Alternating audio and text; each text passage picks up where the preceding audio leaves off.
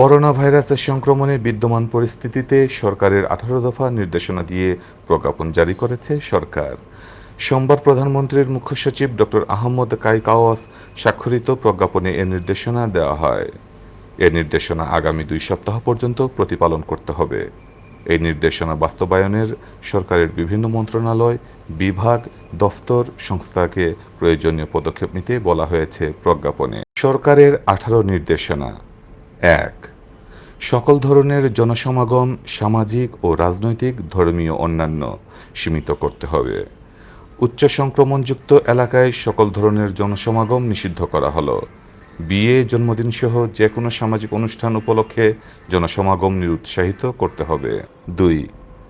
মসজিদসহ সকল ধর্মীয় উপাসনালয়ে যথাযথ স্বাস্থ্যবিধি পরিপালন নিশ্চিত করতে হবে। পর্যটন, বিনোদন কেন্দ্র, সিনেমা হল, থিয়েটার হলে জনসমাগম সীমিত করতে হবে এবং সকল ধরনের মেলা আয়োজন নিরুৎসাহিত করতে হবে। ৪. গণপরিবহনে স্বাস্থ্যবিধি মেনে চলতে হবে এবং ধারণ ক্ষমতার ৫০ ভাগের অধিক যাত্রী পরিবহন করা যাবে না। ৫.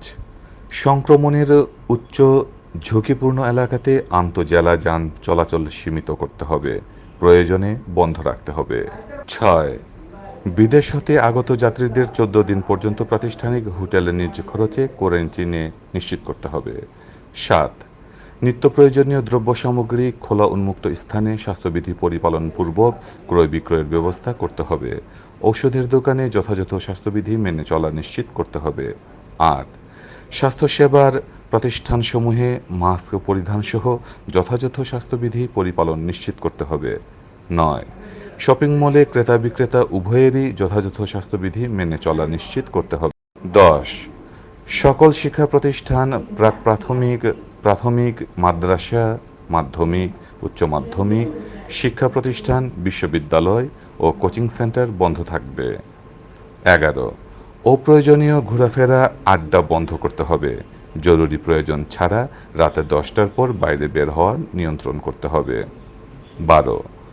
প্রয়োজনে বাইরে গেলে মাস্ক পরিধানসহ সকল ধরনের স্বাস্থ্যবিধি পরিপালন নিশ্চিত করতে হবে।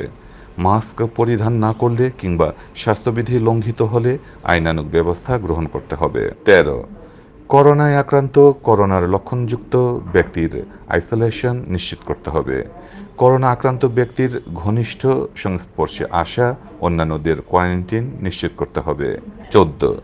জরুরি সেবায় নিয়োজিত প্রতিষ্ঠান ছাড়া সকল সরকারি বেসরকারি অফিস, প্রতিষ্ঠান, শিল্প কারখানাসমূহ ৫০ ভাগ জনবল দ্বারা পরিচালনা করতে হবে।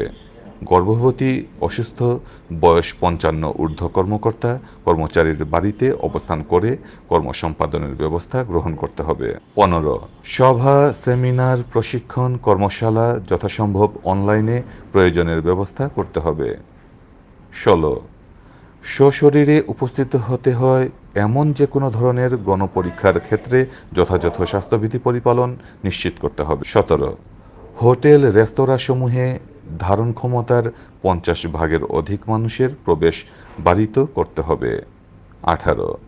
কর্মক্ষেত্রে প্রবেশ এবং অবস্থানকালীন সর্বদা বাধ্যতামূলকভাবে মাস্ক পরিধানসহ অন্যান্য স্বাস্থ্যবিধি পরিপালন নিশ্চিত করতে হবে।